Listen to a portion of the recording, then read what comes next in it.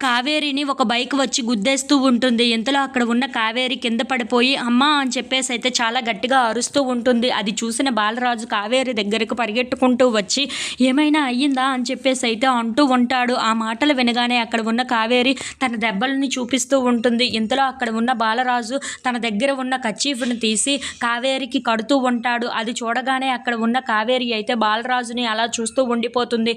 ఇంతలో అక్కడ ఉన్న కావేరిని చూసి ఏం జరిగిందా, నొప్పిగా ఉందా అని చెప్పేసి అయితే అడుగుతూ ఉంటాడు. ఆ మాటలు వినగానే అక్కడ ఉన్న కావేరి మాత్రం అదేమీ లేదు, బాగానే ఉన్నాను అని చెప్పేసి అయితే అంటూ ఉంటుంది.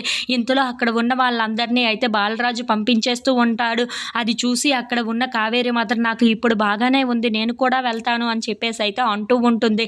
ఇంతలో అక్కడ ఉన్న బాలరాజు మాత్రం దెబ్బలు తగిలినట్టుగా ఉన్నాయి, హాస్పిటల్కి ఏమైనా తీసుకొని వెళ్ళాలా అని చెప్పేసి అయితే అడుగుతూ ఉంటాడు. ఇంతలో అక్కడ ఉన్న కావేరి మాత్రం అదేమీ అవసరం లేదు, అన్ని చిన్న చిన్న దెబ్బలే కాబట్టి పర్వాలేదు అని చెప్పేసి అయితే అంటూ ఉంటుంది.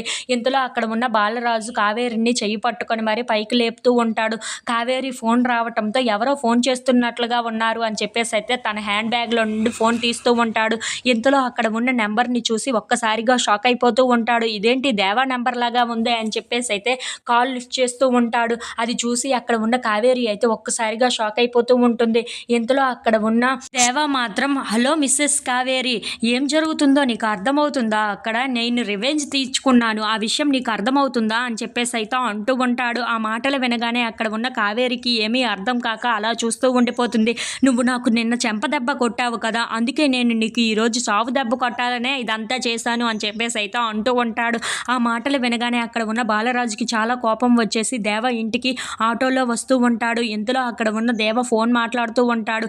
అలా అక్కడ ఉన్న బాలరాజు లోపలికి రావటంతో అది చూసి అక్కడ ఉన్న దేవ అయితే ఒక్కసారిగా షాక్ అయిపోయి ఏంటి వీడొచ్చాడు అని చెప్పేసి అయితే తన కాలు మీద కాలు వేసుకొని మరి ఏంటి ఇలా వచ్చావు అని చెప్పేసి అయితే చాలా అడుగుతూ ఉంటాడు. ఆ మాటలు వినగానే అక్కడ ఉన్న బాలరాజు మాత్రం చాలా కోపంగా దేవ వైపు చూస్తాడు.